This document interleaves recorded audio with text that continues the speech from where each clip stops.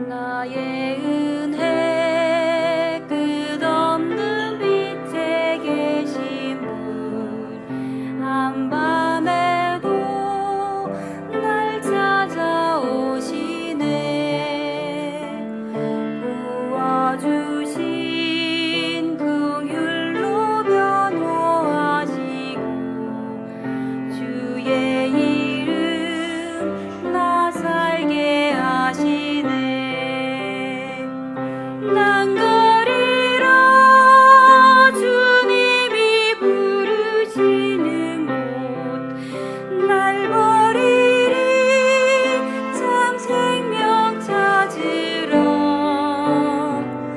다니리 산 소망 얻기 위하여 내 마음 주를 경배하며 따르리.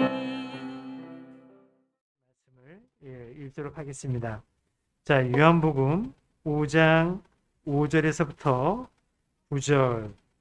자, 거기에 38년 동안 병약함을 지닌 어떤 사람이 있더라. 예수님께서 그가 누운 것을 보실 때에 그가 이제 그런 상태로 오랫동안 있은 줄 아시고 그에게 이르시되 내가 온전하게 되고자 하느냐 하시니 그 허약한 사람이 그분께 대답하되 선생님이여 물을 휘저을 때에 나를 연못에 넣어 주는 사람이 없어 내가 가는 동안 다른 사람이 나보다 먼저 내려가나이다 하며 예수님께서 그에게 이르시되 일어나 내 자리를 들고 걸어가라 하시니 그 사람이 곧 온전하게 되어 자기 자리를 들고 걸어가니라. 바로 그 날은 안식일이었더라. 예, 앉으시겠습니다. 네, 말씀을 해서 기도하겠습니다. 하나님 아버지, 이 시간 또 주님 앞으로 저희들이 나왔습니다. 또 주님의 음성을 듣기 위해서 나왔습니다. 주님의 그 사랑스럽고 또 진리만 들어있는 그 주님의 음성을 이 시간 들려주옵소서. 예수님께서 오셔서 죄인들을 찾아가시는, 그리고 그 병자들을 찾아가시는 그 모습들을 통해 저희들이 또 배우고 또 주님을 닮기를 원합니다. 또한 주님만을 바라보고 의지하고 신뢰하기를 원하오니 이 진리를 저희들에게 주시고 그 은혜와 긍휼의 말씀을 이 시간 베풀어 주옵소서. 예수님의 귀하신 이름으로 기도드립니다. 아멘. 예수님은 유대인들의 지금 명절에 다시 이제 예루살렘으로 올라가셨습니다. 우리 신명기 16장 16절에 보면 하나님께서 이제 유대인 남자들에게 명령하신 것이 있어요. 이제 유대인 남자라고 하면 한 해에 3번 그 하나님께서 지정해 주시는 곳으로 가서 자신들을 하나님 앞에 보여라라고 이제 모세를 통해서 명령하셨거든요. 자, 이제 그 명절들이 바로 무교절이고 또 칠칠절이고 이제 장막절입니다. 무교절은 이제 유월절과 함께 있는 그 명절이죠. 자, 그래서 오늘 본문의 1절처럼 예수님이 하나님께서 지정해 주신 그곳이 바로 예루살렘이잖아요. 그 예루살렘으로 올라가셨습니다. 예수님도 물론 이제 유대인 남자이기 때문에 올라갈 것도 있겠지만 그것만이 이유가 아닙니다. 더 근본적인 예수님이 예루살렘으로 가시고 또 언제는 또 갈릴리로 가시고 이렇게 그 전역을 팔레스타인 지역 전역을 돌아다니신 그 이유는 바로 하나님께서 맡기신 일을 하기 위해서였습니다. 이제 성령 하나님께서 그분을 인도하신 대로 그분은 이 땅을 사셨음을 우리는 볼 수 있어요. 자, 그리고 예수님 자신이 바로 그 명절, 그 유대인들의 명절들의 주라는 사실을 이제 선포할 목적이셨습니다. 자, 이제 예수님은 예루살렘의 양시장으로 가셨어요.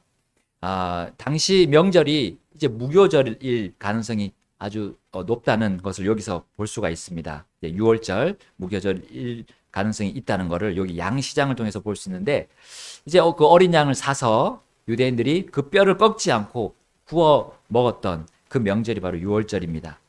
그런데 예수님은 양을 사러 가셨을까요? 아니었습니다.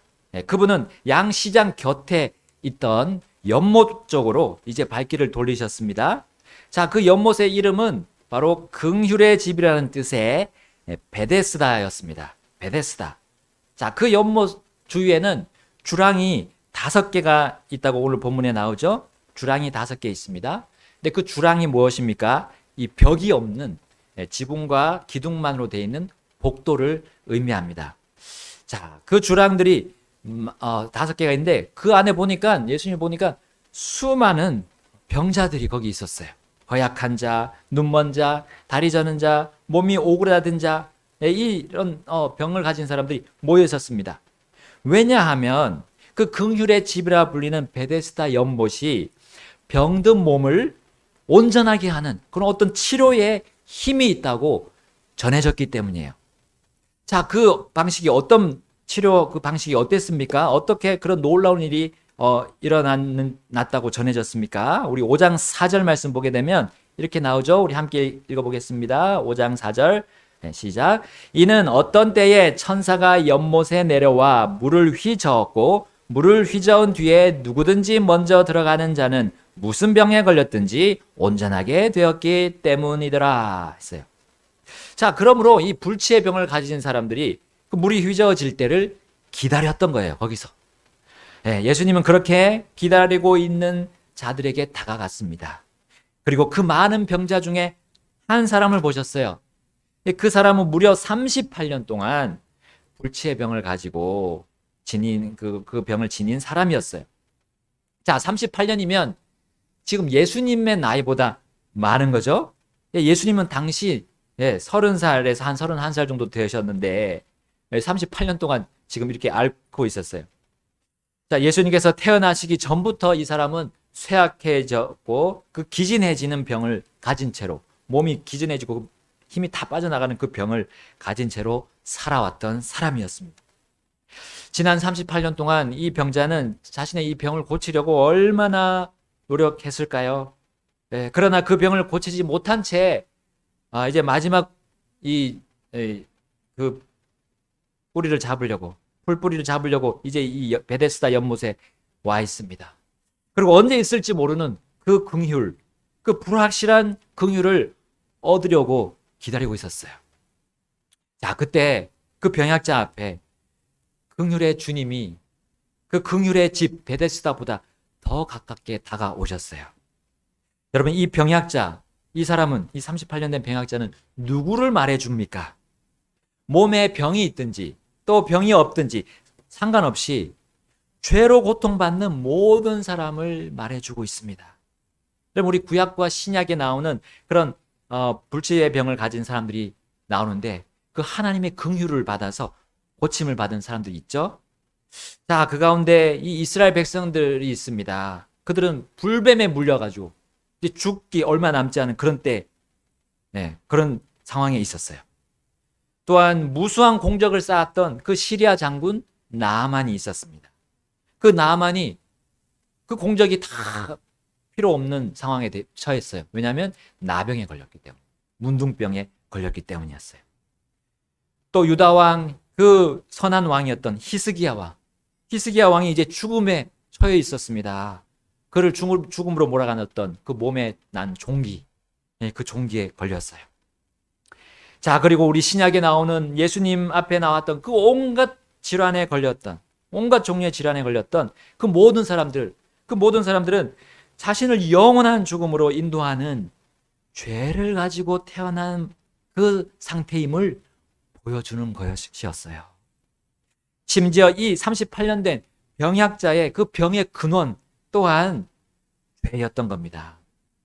자, 그가 범한 죄가 무슨 죄인지 모르겠지만 그는 그 죄로 인해서 단 한 번 살게 되는 이 땅의 그 한 번의 삶부터 망치게 되었어요. 그를 망치게 한, 그 인생을 망치게 한 그 병을 가지고 그는 살아야 했습니다. 그것이 그의 죄에 대한 대가였어요. 이 얼마나 끔찍하고 비참한 죄인의 인생을 보여주는 것입니까? 여러분, 특히 여기 우리 6절, 본문 6절 상반절에 보세요. 여기 보게 되면 예수님께서 그가 누운 것을 보실 때에 했습니다. 그는 이제 마냥 누워있을 수밖에 없었습니다. 베데스다 연못에 그 물을 휘저을 천사가 내려올 때에 그 물에 들어가려면 어떻게 하고 있었어야 됩니까? 그 수많은 병자들 중에 가장 먼저 그 물에 들어가야 해야 돼요. 그러려면 누워 있으면 안 돼요. 일어서서 그 연못을 쳐다보고 있어야 되죠. 계속 쳐다봐야 했습니다. 그 물이 일어날 때까지, 그 물이 휘저어질 때까지 그 순간을 봐야 돼요. 가장 먼저 달려가야 했습니다. 여러분, 우리 100m 달리기 제일 빨랐던 그 사람 있잖아요. 키 큰 사람. 우사인 볼트. 그 사람보다 더 빠르게 달려가야 했어요. 놀라운 속도가 필요했는데 그 지금 누워있는 게 웬 말입니까? 왜 지금 누워있는 것입니까? 여러분, 사실 그가 그럴 수밖에 없는 이유가 있죠. 그의 병 자체가 쇠약함의 병약함이었습니다. 그가 양식을 먹어도 몸의 힘이 순식간에 빠져나가는 병이었어요. 그러면 그는 일어서 있을 힘이 사실은 없었던 겁니다. 연못에 물을 계속 주시할 그 눈의 힘도 없었던 거예요. 누워있는 것 자체도 사실 힘들었던 병이었습니다. 그때 바로 주님이 그 앞에 오셨어요. 그리고 주님이 그가 누워있는 것을 보시면서 여기 기록하신 것이 무슨 의미가 있습니까? 바로 이렇게 죄인들의 모습이 이와 같은 모습임을 보여주는 거예요. 여러분, 세상에서 아무리 잘 나가는 사람이라 할지라도 예수님은 그 잘 나가는 사람을 바로 이 38년 된 병자처럼 보시는 거예요. 그분이 병약자가 누운 것을 보았다는 말은 사람이 자신의 죄로 인해서 영원히 멸망당할 처지임을 그 예수님도, 하나님이신 예수님도 잘 아신다는 의미가 있습니다. 그리고 그가 그렇게 죽는 것을 예수님께서 가만히 놔두지 않으신다는 의미예요. 그분이 보셨다는 거는요.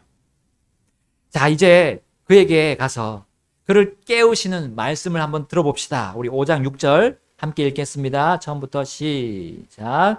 예수님께서 그가 누운 것을 보실 때에 그가 이제 그런 상태로 오랫동안 있은 줄 아시고 그에게 이르시되 내가 온전하게 되고자 하느냐 하시니.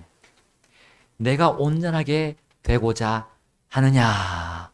이 질문, 여러분, 이 질문은 그 병약자가 너가 정말 너의 병을 치료받기를 원하느냐라는 질문이에요. 그렇죠? 여러분, 근데 당연한 거 아닙니까? 거기 있는 모든 환자들이 치료받아서 온전하게 되려고 거기 와 있는 거예요. 이걸 모를 사람이 있겠습니까? 예수님이 정말 모르셔서 그렇게 질문하신 겁니까? 여러분, 그렇게 말씀하신 첫 번째 의미는요, 그가 정말 고침을 받아 온전하게 되고자 한다면 고침받을 마음의 소원이 있어야 한다는 거죠. 여러분, 병약자가 왜 그럴 마음이 없겠습니까? 그런데 여러분, 여기 보세요. 오랫동안 거기에 있었다 했어요. 오랫동안. 38년 된 병약자는 거기 처음에 와 있을 때 그 마음과 지금 현재의 마음이 변했을 수도 있다는 거예요. 세월이 지나면 지날수록 여러분, 병약자는 자포자기하는 심정이었을 것입니다. 그래서 자기가 왜 여기 와 있는지 이제 어느 순간부터 잊어버렸을 수도 있어요. 그 고침받고자 하는 마음조차도 사라질 수도 있습니다. 또한 그의 병의 통증도 이제는 좀 만성이 될 수도 있어요. 이제 좀 누워 있으면 이제 죽지 않고 이 목숨을 부지할 만큼 이제 괜찮은 버틸 만한 상태가 되었다고 그가 판단했을 수도 있습니다. 근데 그렇다고 병이 치료된 게 아니죠. 여러분, 우리 사람들은 38년이 아니라 더 오랫동안 자신이 죄인임을 묻어두고 살아갑니다. 여러분, 우리 분명히 어린 시절을 한번 기억해 보면요, 우리가 거짓말을 밥 먹듯이 했던 그 시절이 기억이 납니다. 우리 또한 결혼해서 자녀를 키우면서 그 자녀를 보면서도 내 어린 시절이 저랬지. 친구들과 잘 놀 때도 있지만 서로 미워하고 다투고 싸운 일이 있었습니다. 특히 자신과 비교해서 자신보다 더 많이 잘못한 그 미운 사람을 수십 번, 아니 수백 번 상상하면서 때리고 상상으로 심지어 죽이는 그런 자신의 모습을 안다면, 사람은 선한 존재가 아니라는 것을 우리는 알 수가 없는 겁니다. 그러나 죄를 덮어두고 그것이 정말 감옥에 들어갈 만한 죄가 아니라는 그런 잘못된 판단을 하면서 살아오다 보니까 그 죄가 어떻게 됩니까? 그 죄가 만성이 되는 거예요. 만성이 됩니다. 이제 양심이 찔리지도 않아요. 내 마음이 찔려서 아프지도 않아요. 견딜만 하는 겁니다. 그 정도 죄는 이제 술이나 담배로 그냥 그 양심을 억누르는 거죠. 그리고 자신이 하나님 앞에서 멸망할 죄인임을 듣지 않는다면 그는 이제 계속 죽음의 그 길에서 누워서 일어날 생각이 없는 겁니다. 그래서 예수님이 말씀하셨어요. 내가 온전하게 되고자 하느냐? 정말 너가 구원받기를 원하느냐라는 거예요. 여러분, 이 주님의 질문의 이제 두 번째 의미는 무엇입니까? 이것은 단지 그 병약자에게만 하신 질문이 아니라는 사실입니다. 아까 처음에 말씀드린 것처럼 모든 죄인들에게 물으시는 질문이란 거예요. 네가 정말 온전하게 되어야 할 죄인임을 아느냐라는 거예요. 혹은 내가 멸망받을 죄인임을 아느냐? 혹은 내가 내 스스로 일어날 힘이 없는, 네 스스로 아무런 노력을 해도 너 죄를 치료할 수 없음을 너가 인정하느냐라는 질문과 같다고 볼 수 있습니다. 사람은 스스로 완전해질 수 없습니다. 아무리 노력해도 스스로 올바른 상태로 될 수가 없는 것이 사람이에요. 바로 사람의 마음속에 자리 잡은 그 죄의 병은 자가 치료가 불가능합니다. 그런데 요즘 다른 복음이 이 세계 전체를 떠돌고 있습니다. 휩쓸고 있습니다. 무엇입니까? 전 세계적으로 선한 일에 참여한다면 그 사람 정도는 이 어떤 신께서 그를 좋은 곳으로 데려다 주실 거야 라는 그런 헛된 추측을 갖게 만드는 그런 복음들이 전파되고 있어요. 특별히 우리 기독교 안에 있는 신복음주의라고 있습니다. 신복음주의. 이것은요, 죄인식 없이, 사람을 죄인식 없이 어떤 사회적인 운동을 펼쳐서 그리고 예수님의 어떤 문화를 만들어서 선한 영향력을 주면 그 다음에 사람들이 예수님께로 올 수 있지 않느냐라고 얘기하는 거예요. 근데 죄인식 없이 그것이 시작이 되면 이제 완전히 사람들에게 어떻게 영원한 생명을 줄 수 있겠어요? 영원한 생명이 필요하다는 것을 어떻게 제시해 줄 수 있겠습니까? 바로 예수님이 필요하다는 걸 어떻게 제시하겠습니까? 이런 복음은 헛된 것입니다. 주님과 인격적인 1대1의 관계를 맺을 수 없게 하는 복음이에요. 오히려 영원한 생명을 전달할 수 없는 복음입니다. 예수님을 막 말하지만, 하나님에 대해서 말하지만 결국 예수님이 가르쳐 주신 방법대로 하지 않는 그 아벨과 가인 중에 그 가인의 복음이란 사실이에요. 잘못된 복음. 예수님은 그걸 지금 전달하려고 하심이 아닙니다. 여러분, 예수님의 말씀을 듣고 이 병약자는 어떤 생각을 했을까요? 내가 온전하게 되고자 하느냐라는 질문을 받았을 때 이 병약자는 어떤 생각을 했을까요? 이분이 지금 무슨 소리 하는 거야? 여기 모인 사람이 당연히 온전하게 되려고 왔지. 그럼 우리가 여기 연못에 놀러 왔나?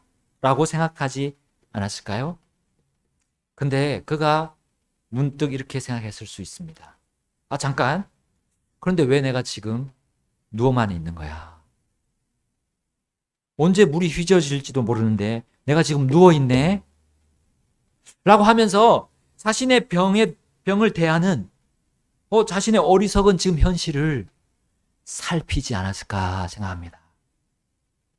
여러분, 여기 보세요. 5장 7절에 이제 그가 하는 말을 보십시오. 함께 읽겠습니다. 7절 시작. 그 허약한 사람이 그분께 대답하되 선생님이여, 물을 휘저을 때에 나를 연못에 넣어주는 사람이 없어 내가 가는 동안 다른 사람이 나보다 먼저 내려가나이다. 아멘. 자신의 처지를 지금 인식했습니다. 자신은 지금 그 물에 들어갈 수조차 없는 사람이라는 걸 자기가 알았어요. 깨달았던 거예요. 자기가 일어나서 조금 걸어보려고 하지만 벌써 다른 사람이 들어가 버린다는 거예요. 내가 온전하게 되고자 하느냐라는 주님의 질문에 병약자는 자신의 현재 상태를 예수님께 설명드렸습니다. 그리고 자신의 문제를 정확하게 파악했어요. 인지했습니다. 이제 자신은 스스로 자신의 병을 고칠 수 없음을 확인했던 거예요. 그 많은 병자들 중에서 자신이 가장 상태가 나빴는지도 모르겠지만 하여간 그 스스로의 힘으로, 자신의 힘으로 그 긍휼의 집에서, 그 베데스다에서 긍휼을 얻을 힘이 자신에게 없음을 인정했던 겁니다.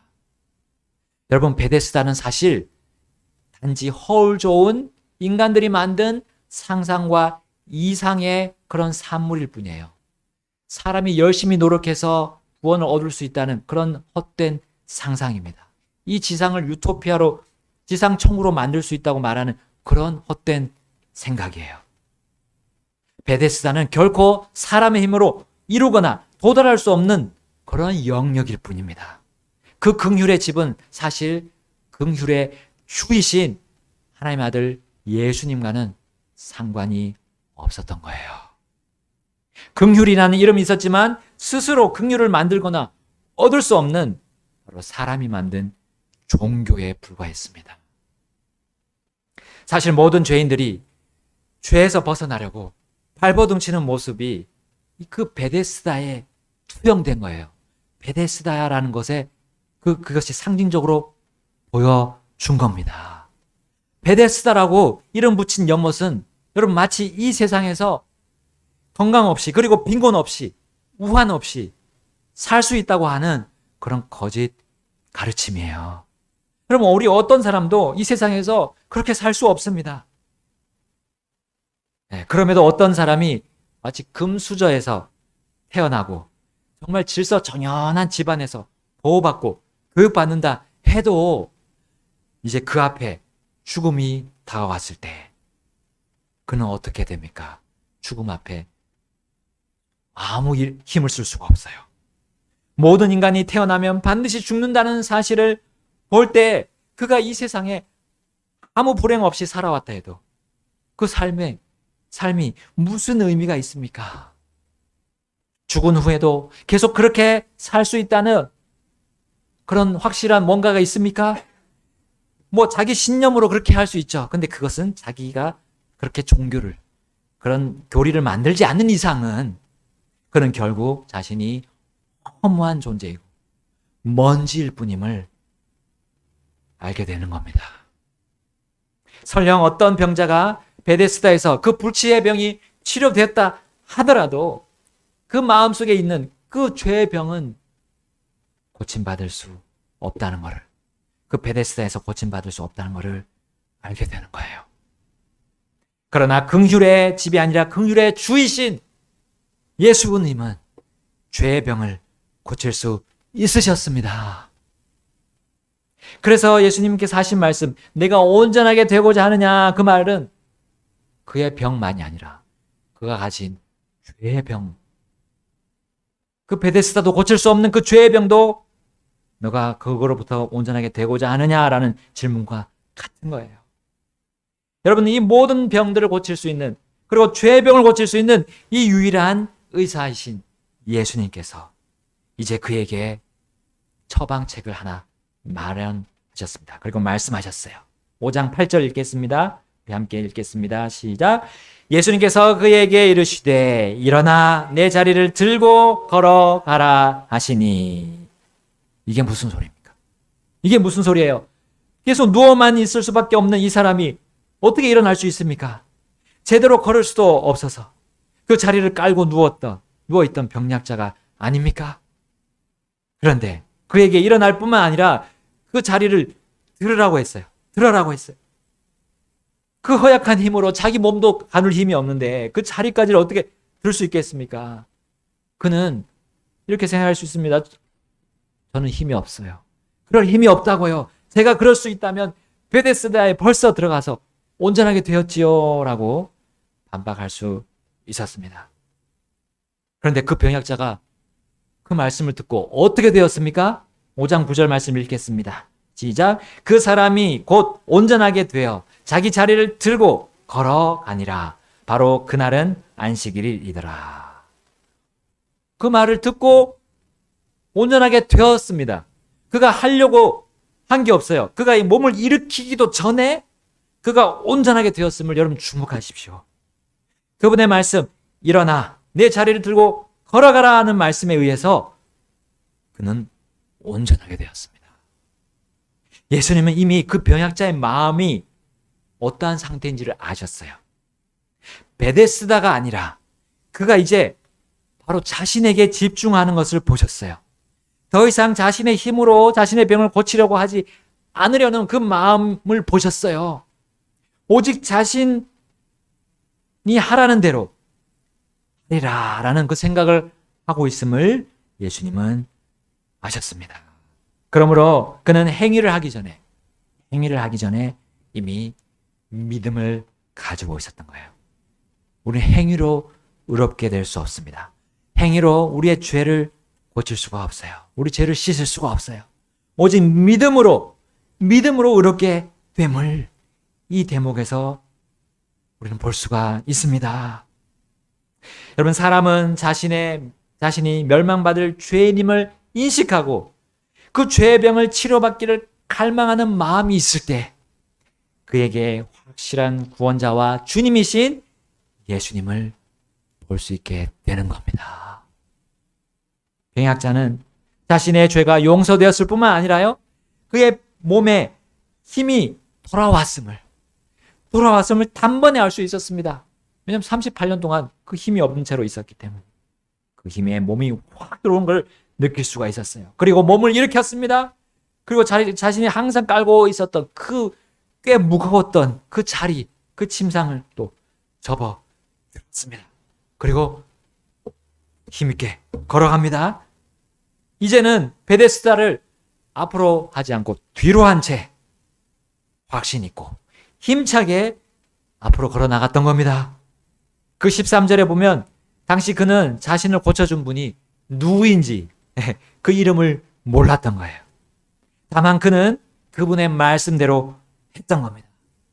그러나 이제 예수님과 함께 만났죠. 바로 성전에서 만났습니다. 14절 말씀 보겠습니다. 우리 14절 시작.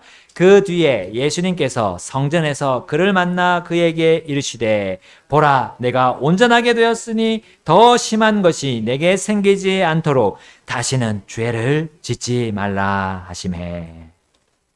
모든 병이 죄로 인한 것은 아니지만 여기 38년 동안 병약한 이유, 그 이유가 바로 여기 죄 때문이었음을 우리는 볼 수 있습니다. 이것은 우리가 모든 사람이 죄의 병을 가지고 있다는 것을 의미합니다. 그리고 주님을 만나면, 예수님을 만나면 이제 그 죄에 대한 용서까지 이루어진다는 것을 우리에게 보여주고 있습니다. 정리하겠습니다. 그 병약자가 고침받은 날은 바로 안식일이었다고 했습니다. 안식일은 어떤 날이었습니까? 유대인들에게 주어진 안식일은 일하지 않고 쉬면서 무엇을 생각하고 무엇을 묵상하는 날입니까? 하나님의 존재를 생각하고 기억하는 날입니다. 온 세상과 만물을 창조하시고 운영하시는 하나님을 기억하고 또한 그분이 우리의 유일한 구원자이심을, 우리의 그 범죄한 그 우리의 혼을 구원할 수 있는 단 한 분이라는 것을 기억하는 날이 바로 그 안식일이었습니다. 그리고 그분께 경배드리면서 감사드리고 기뻐하는 날로 이스라엘에게 주어진 날이 안식일이었어요. 그 병약자는 그 마음에 완전한 안식이 찾아왔습니다. 유대인들은 어렴풋한 안식을 받았지만 이제 예수님이 오신 뒤에 예수님을 만난 모든 사람들은 완전한 안식을 맞이할 수 있게 되었어요. 왜냐하면 예수님이 안식일의 주이시기 때문입니다. 이스라엘 백성들이 지켜왔던 그 모든 명절의 주인이시고 그리고 그것을 주관하시는 분이시기 때문이에요. 회개하고 예수님을 믿은 자는 이제 무슨 일을 하는 겁니까? 온전하게 되지 못한 사람들에게 그 온전함을 가르쳐 주는 겁니다. 사람은 죽을 수밖에 없는 죄인, 영원히 멸망받을 수밖에 없는 죄인이라는 사실을 알려줘야 해요.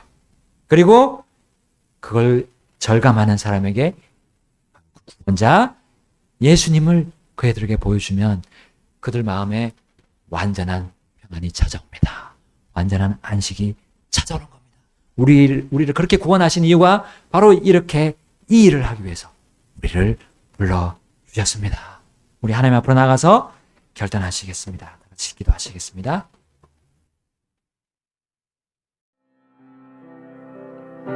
나의 은혜 내 안에 계신 그 숨결 주 날개 밑 내 영혼 숨쉬네 죽음의 밤 그 두려움 이기시고 나의 구주 다 통치하시